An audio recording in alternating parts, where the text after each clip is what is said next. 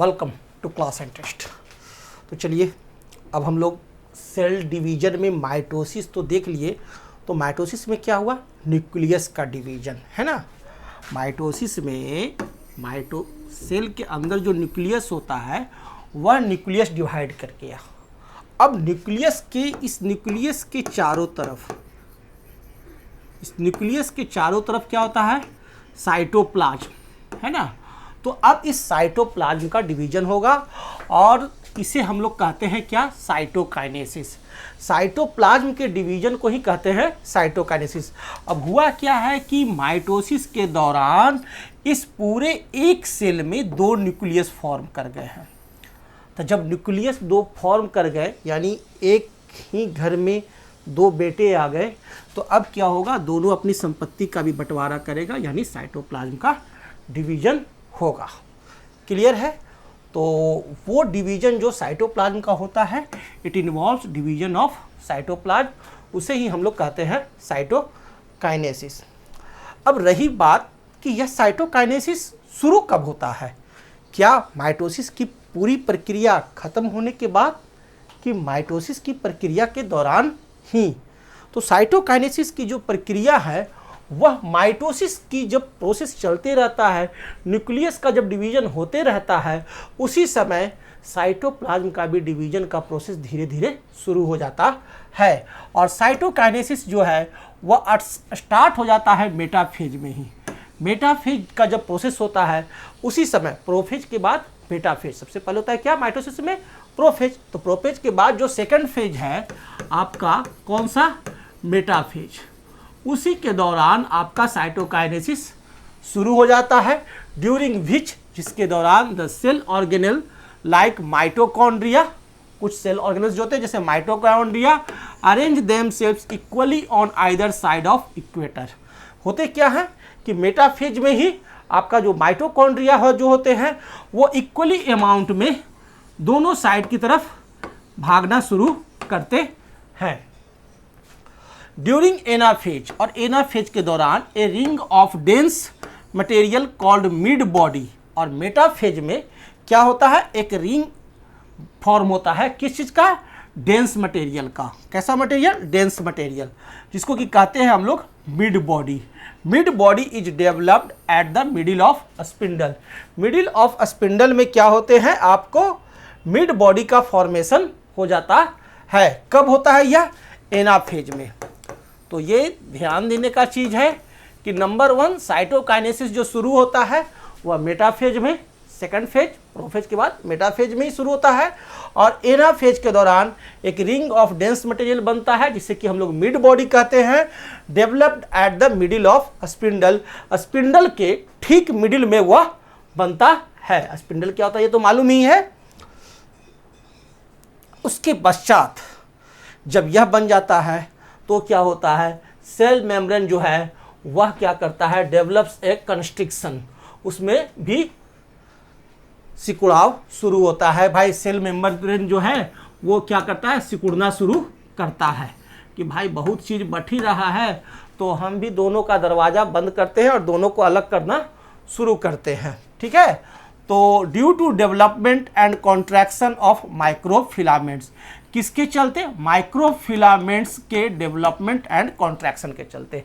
ये ध्यान देने का चीज है कि यह जो सेल मेम्ब्रेन में जो कंस्ट्रिक्शन आता है वो किसके चलते आता है। क्वेश्चंस अगर आए तो ध्यान देके बोलेंगे क्या, माइक्रोफिलामेंट्स। माइक्रोफिलामेंट्स के डेवलपमेंट और कॉन्ट्रैक्शन के कारण, which deepens centripetally and is called cell furrow, जो कि आपको बीच में ही बनता है। ठीक है ना, या बीच में जो बन रहा है जिसे कि हम लोग कहते हैं सेल फर्रो। ठीक है ना, जो किसके द्वारा बनता है, माइक्रोफिलामेंट्स। ओके, माइक्रोफिलामेंट्स के द्वारा। ठीक है ना, और इसी के बीच में जो है वो है आपका मिड बॉडी, जिसे कि हम लोग कहते हैं मिड बॉडी। इन टीलोफेज, अब आइए टीलोफेज में, प्रोफेज, मेटाफेज, एनाफेज और सबसे लास्ट फेज होता है telophase. Cell furrow डिपेंस, cell furrow जो है जो पूरा डीप हो जाता है, बीच की दीवार पूरी मोटी हो जाती है, and finally divides the cell into 2 daughter cells, और उसके बाद यह सेल जो है टीलोफेज में जा करके दो अलग अलग सेल में डिवाइड कर जाते हैं। यानी एक ही समय में न्यूक्लियस का डिवीजन होते रहता है जिसे कि कैरियोकाइनेसिस कहते हैं, और वो हम लोग माइटोसिस में देखें, और उसी दौरान आपका साइटोप्लाज्म का भी डिवीजन होते रहता है जिसे कि हम लोग साइटोकाइनेसिस कहते हैं। इसमें भी हम लोग देख लिए कि मेटाफेज में क्या होता है, एनाफेज में क्या होता है, और फाइनली टीलोफेज में जा करके आपका जो सेल जो है वो दोनों अलग अलग डॉटर सेल्स डिवाइड हो जाते हैं। तो ये जो साइटोकाइनेसिस जो होते हैं ये आपको एनिमल सेल्स और प्लांट सेल्स दोनों में जो होते हैं वो अलग अलग तरह से होते हैं। एनिमल्स में अलग तरह से और प्लांट सेल में अलग तरह से होते हैं। तो साइटोकाइनेसिस इन एनिमल सेल्स, अब हम लोग स्टडी करेंगे क्या, एनिमल सेल्स में साइटोकाइनेसिस, उसके बाद हम लोग देखेंगे प्लांट सेल में cytokinesis. It is also found in the pollen mother cells of some angiosperms. Animal cells में तो यह मेथड होता ही है, लेकिन ये ध्यान देने का चीज है कि पॉलन मदर सेल्स है ऑफ सम एंजियोस्पर्म्स, कुछ एंजियोस्पर्म्स के, उसमें भी यह तरीका से, ये सेल फर्रो मेथड से साइटोप्लाज्म का डिवीजन होता है। This type of cytokinesis is called furrowing और क्लीवेज। ऐसे डिवीजन को हम लोग कहते हैं क्या, फरोइंग, जो भी मैंने बताया इसे क्या कहते हैं, फरोइंग। नंबर 1 इसे क्या कहते हैं, फरोइंग। नंबर 2 इसे क्या कहते हैं, क्लीवेज, नहीं तो इसे क्लीवेज भी कहा जाता है। और यह फरोइंग सेल फर्रो मेथड या क्लीवेज मेथड साइटोकाइनेसिस का जो डिवीजन हो रहा है वो किस में पाए जाते हैं, एनिमल्स में, और किस में, pollen mother cells of some angiosperms, कुछ एंजियोस्पर्म्स के पॉलन मदर सेल्स में भी देखा गया है। अब नेक्स्ट देखते हैं cytokinesis in plant cells. Plant cells में जो साइटोकाइनेसिस होता है उसे हम लोग कहते हैं सेल प्लेट फॉर्मेशन। यहाँ क्या होता है, सेल प्लेट का फॉर्मेशन होता है। वहाँ सेल फर्रो था, ठीक है, जिसे दूसरा नाम हम लोग क्या कहते थे, क्लीवेज, है ना, क्लीवेज भी कहते हैं। लेकिन यहाँ जो साइटोकाइनेसिस होता है उसे हम लोग कहते हैं सेल प्लेट फॉर्मेशन। किसमें, प्लांट्स में। Because these are surrounded by inextensible cell wall, क्योंकि सेल मेम्ब्रेन के चारों तरफ आपको एक सेल वॉल का लेयर पाया जाता है जो कैसा नेचर का होता है, इंटेंसिबल, यानी कहने का अर्थ है कि उसे आप बहुत ज़्यादा तनाव नहीं दे सकते हैं, खींच नहीं सकते हैं, है ना, उसमें रिजिडिटी पाए जाते हैं। तो इसी सेल वॉल के चलते यहाँ क्या होता है, प्लांट सेल में सेल फर्रो के द्वारा नहीं बल्कि सेल प्लेट फॉर्मेशन के द्वारा सेल साइटोप्लाज्म का डिवीजन होता है। तो ये चीज़ क्लियर हो गया कि प्लांट सेल में कैसे होते हैं और एनिमल सेल्स में साइटोप्लाज्म का डिवीजन कैसे होते हैं। तो अब बात आती है कि भाई माइटोसिस का महत्व क्या है, सिग्निफिकेंस ऑफ माइटोसिस। तो उसकी चर्चा अब हम लोग करते हैं। फर्स्ट, सबसे पहला तो इसका क्या खूबी है कि यह हमारे क्रोमोजोम नंबर को कांस्टेंट रखता है। हमारा जो पूरा बॉडी है, बॉडी का जो सेल है, इसमें जो सेल डिवाइड करते हैं वो ड्यू टू माइटोसिस प्रोसेस के द्वारा, जिसके द्वारा क्या होता है, क्रोमोजोम नंबर हमारा कांस्टेंट रहता है। जब क्रोमोजोम नंबर कांस्टेंट रहता है तो हमारी जेनेटिक स्टेबिलिटी भी रहती है ना, यानी सेम नेचर के जो सेल्स रहेंगे वो रहेंगे। क्रोमोजोम नंबर डिस्टर्ब हुआ तो सब कुछ डिस्टर्ब हो जाएगा। And genetic stability in daughter cells, और डॉटर सेल्स में क्या होते हैं, जेनेटिक स्टेबिलिटी होते हैं। So the linear heredity of an organism is maintained. इस प्रकार से लीनियर हेरिडिटी जो मेंटेन्ड होता है वो कैसे, माइटोसिस के द्वारा ही। और it helps in growth and development of zygote, और जाइगोट जो बनते हैं उसकी फिर ग्रोथ में, ठीक है ना, उसको छोटा से बड़ा होने में जो मदद करता है वो करता है कौन, माइटोसिस। वो माइटोसिस के द्वारा ही होता है into adult through embryo formation. It provides new sales for repair and regeneration of lost parts. और यदि कोई पार्ट्स टूट फूट जाए, ठीक है ना, कहीं घाव हो गया, ठीक है ना, तो उस जगह पर फिर जो नया पार्ट जन्म लेगा, ठीक है, या वो घाव भरेगा, वुंड भरेगा, तो उस समय वहाँ पर माइटोसिस कहीं होता है, माइटोसिस के द्वारा ही सेल डिवीजन होता है। That is upper layer of epidermis, epidermis के अपर लेयर में आपको माइटोसिस होगा। Cells of gut mucosa and blood cells and healing of the wounds, ठीक है ना, कोई भी घाव को जब भरता है तो वो वहाँ पर कौन सा होता है, माइटोसिस ही होते हैं। और एसेक्सुअल रिप्रोडक्शन, जो एसेक्सुअल रिप्रोडक्शन होता है वहाँ भी आपको माइटोसिस ही हेल्प करता है बाय फ्रैगमेंटेशन, फ्रैगमेंटेशन के द्वारा या बडिंग के द्वारा या स्टेम कटिंग। इन सब में जो असेक्सुअल रिप्रोडक्शन जिसे कह रहे हैं, जो कि फ्रैगमेंटेशन है, बडिंग है, स्टेम कटिंग है, तो ये सब में भी आपका माइटोसिस ही होता है। Mitosis are similar in all living organisms, और जितने भी लिविंग ऑर्गेनिज्म्स है, जितने भी all types of living organisms, सभी में माइटोसिस की जो प्रक्रिया है वो सेम है। ऐसा नहीं कि डॉग के लिए अलग है, कैट के लिए अलग है और मैन के लिए अलग है, नहीं, सारे का प्रोसेस, सेल में जो माइटोसिस हो रहा है सभी का प्रोसेस सेम ही होता है। और it also restores the nucleocytoplasmic ratio, और यदि न्यूक्लियोसाइटोप्लाज्मिक रेशियो बढ़ गया, ठीक है ना, कोई सेल्स जो है वह छोटा से बड़ा हो गया, तो न्यूक्लियोसाइटोप्लाज्मिक रेशियो क्या होता है, वो आपको चेंज कर जाता है। तो ये क्या होगा कि फिर ये डिवाइड कर जाएगा दो में, और इस प्रकार से इसका न्यूक्लियोसाइटोप्लाज्मिक रेशियो जो है वह मेंटेन किए रहता है। फिर ये बड़ा हो गया तो फिर इसका न्यूक्लियोसाइटोप्लाज्मिक रेशियो बड़ा हो गया तो फिर ये डिवाइड कर जाता है। तो न्यूक्लियोसाइटोप्लाज्मिक रेशियो अगर चेंज करेगा, बड़ा होगा, ठीक है ना, बड़ा चेंज करेगा, तो आपको वो डिवीजन का बहुत बड़ा कारण होता है, सेल डिवीजन का। Mitosis in apical meristems of plants. अब एपिकल मेरिस्टेम्स ऑफ प्लांट्स हम लोग देखेंगे एनाटॉमी में, ठीक है ना। तो एपिकल मेरिस्टेम्स ऑफ प्लांट्स जो होते हैं उसमें आपको माइटोसिस हेल्प करते हैं, किसमें, लॉन्गिट्यूडिनल ग्रोथ में, ये याद रखना है। एपिकल मेरिस्टेम्स जो होते हैं वो सबसे ऊपर जो होते हैं, ठीक है ना, मेरिस्टेम्स प्लांट्स में, ठीक है, उसके लॉन्गिट्यूडिनल ग्रोथ में आपको भाग लेता है कौन, माइटोसिस। और लैटरल जो मेरिस्टेम्स जो होते हैं जिससे कि मोटापा बढ़ता है, ठीक है ना, लैटरल मेरिस्टेम्स जो होते हैं उसमें जो आपका मोटापा बढ़ता है यानी सेकेंडरी ग्रोथ जो होता है वो भी किसके द्वारा होता है, माइटोसिस के द्वारा ही होता है। यानी मोस्टली जगह जो होते हैं, आपको देख लो पूरा बॉडी में, तो सब जगह आपका सेल का डिवीजन माइटोसिस के द्वारा ही होता है, ठीक है। तो मियोसिस कहाँ होता है, आगे देखेंगे। अब देखिए, माइटोसिस को हम लोग 6 टाइप्स में डिवाइड किए हैं, 6 टाइप्स ऑफ माइटोसिस। पहला जो माइटोसिस है उसे कहते हैं एनेस्ट्रल माइटोसिस। एनेस्ट्रल माइटोसिस, एनेस्ट्रल माइटोसिस जो होता है वह प्लांट्स में पाए जाते हैं। ये कहाँ पाए जाते हैं, एनेस्ट्रल प्लांट्स से पाए जाते हैं, क्योंकि यहाँ पर जो स्पिंडल होता है उसके पास एस्टर नहीं होते हैं। जो माइटोसिस आपका सेल डिवीजन होता है और उसमें जो 2 एस्टर फॉर्म करते हैं, है ना, सितारों की तरह जो 2 एस्टर फॉर्म करते थे, वो एस्टर का फॉर्मेशन इस एनेस्ट्रल माइटोसिस में नहीं होता है।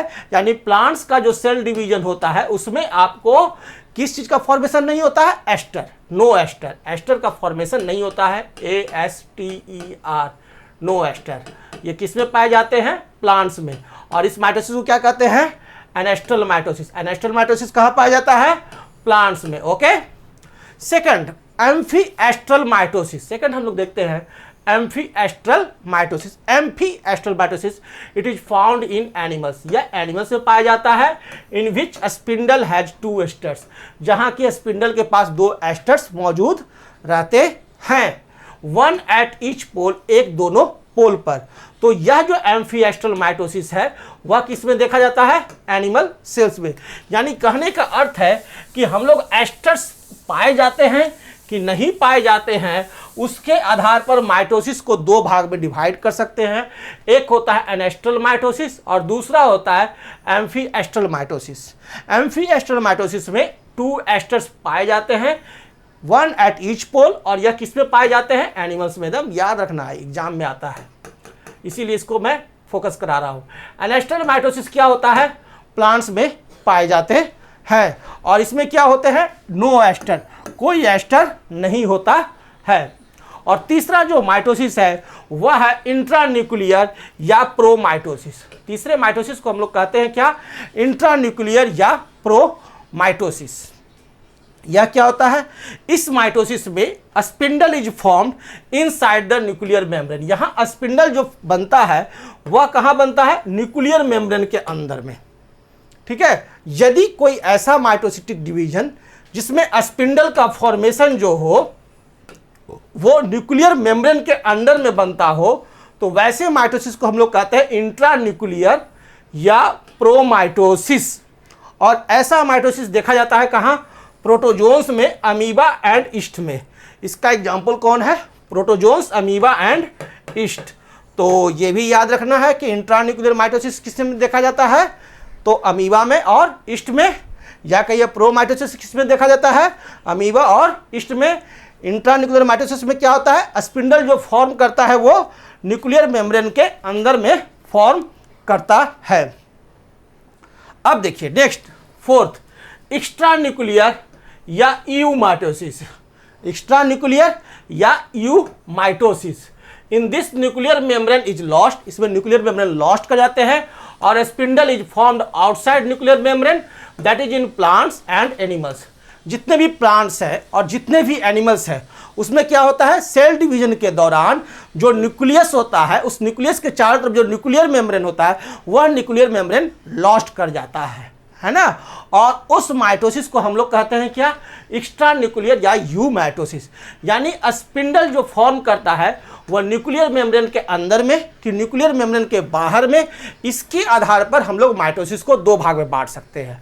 एक हमारा होता है एक्स्ट्रा न्यूक्लियर या यूमाइटोसिस और दूसरा हमारा होता है इंट्रान्यूक्लियर या प्रोमाइटोसिस। इंट्रान्यूक्लियर या प्रोमाइटोसिस सिर्फ देखा जाता है अमीबा और ईस्ट में, और एक्स्ट्रा न्यूक्लियर और यूमाइटोसिस जितने भी प्लांट्स हैं, एनिमल्स हैं, उन सभी में पाए जाते हैं। सिर्फ और सिर्फ आप प्रोटोजोन्स और ईस्ट को छोड़ दीजिए, तो उन्हें छोड़कर बाकी सभी जगह एक्स्ट्रा न्यूक्लियर या यूमाइटोसिस ही होता है, जहां कि आपका न्यूक्लियर मेम्ब्रेन लॉस्ट कर जाता है, जो कि हम लोगों ने पढ़ाया था माइटोसिस में।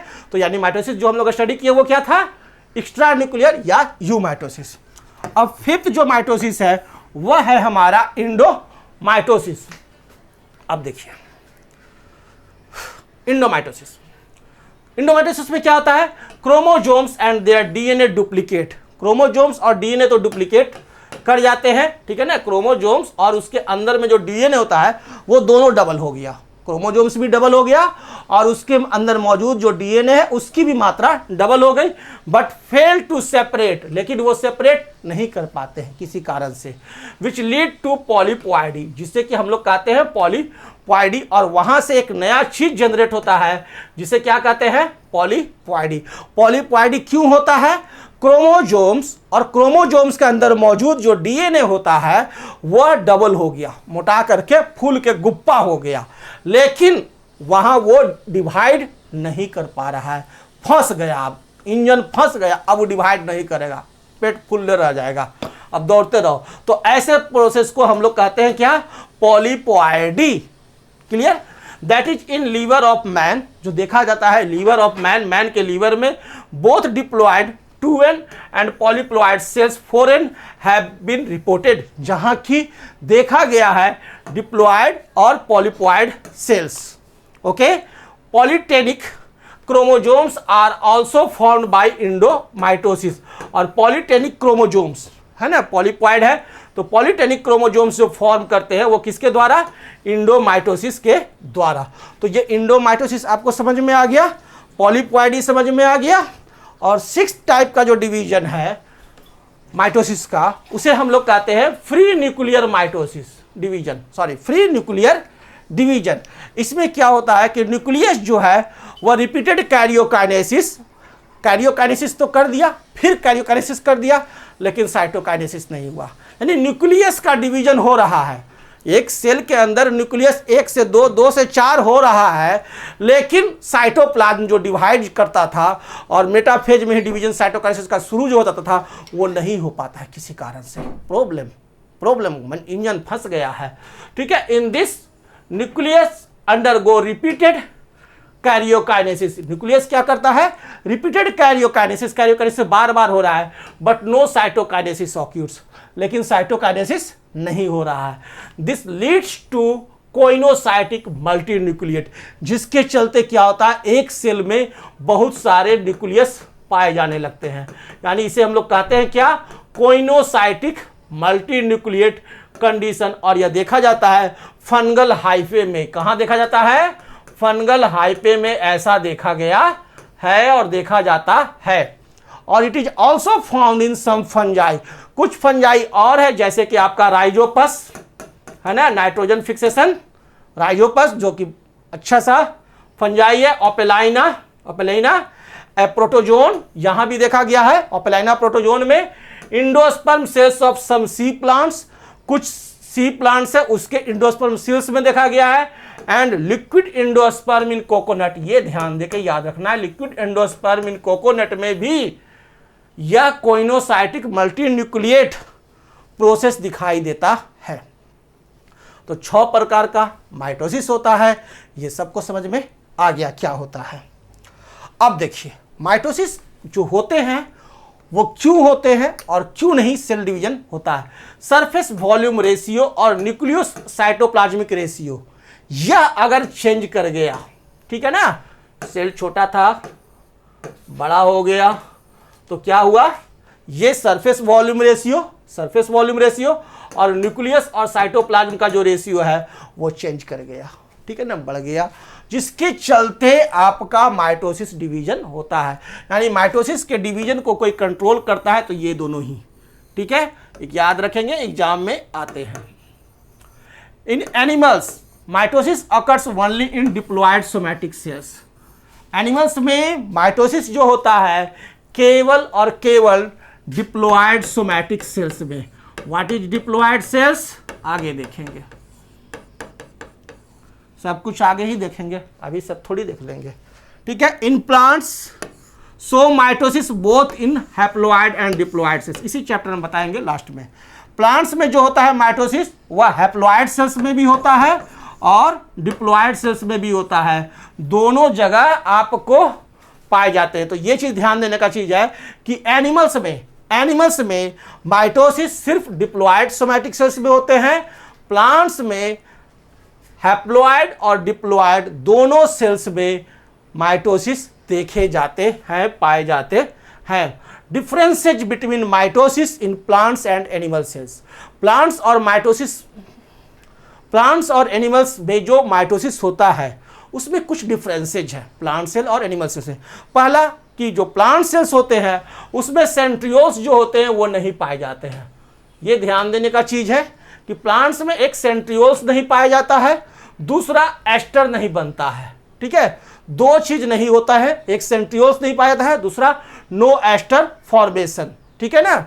और एनिमल सेल्स में क्या होते हैं, सेंट्रियोल्स प्रेजेंट होते हैं और एस्टर फॉर्मेशन होते हैं, ठीक है। ये मेजर डिफरेंसेज है, ठीक है ना। माइटोसिस का सेल प्लेट का यहां फॉर्मेशन होता है जब आपका साइटोकाइनेसिस होता है। साइटोकाइनेसिस में सेल प्लेट का फॉर्मेशन होता है और यहां सेल प्लेट का फॉर्मेशन नहीं होता है, यहां सेल फर्रो होता है ना। हमने बताया था यहां नो फर्रोइंग, यहां कोई फर्रोइंग नहीं होता है साइटोप्लाज्म का एट साइटोकाइनेसिस के दौरान, और यहां क्या होता है, फर्रोइंग होता है साइटोप्लाज्म का एट साइटोकाइनेसिस। यह जो होता है अकर्स होते हैं मेनली इन मेरिस्टेम्स, मेनली मेरिस्टेम्स में ही देखे जाते हैं आपका प्लांट सेल्स, लेकिन एनिमल सेल्स जो है occurs in tissues through out the body, पूरे बॉडी में यह आपका एनिमल सेल्स में होते हैं। तो मोटा मोटी हम लोग का माइटोसिस यहाँ पर जाकर के एंड होता है, और इसके बाद जो हम लोग सेल डिवीजन पढ़ने वाले हैं वो पढ़ने वाले मियोसिस, है ना। इसके बाद हम लोग क्या पढ़ेंगे, meiosis, another type of cell division, क्योंकि मैंने बताया था कि एक माइटोसिस है और दूसरा मियोसिस है। तो चलिए आफ्टर लंच हम लोग मिलते हैं। Thank you.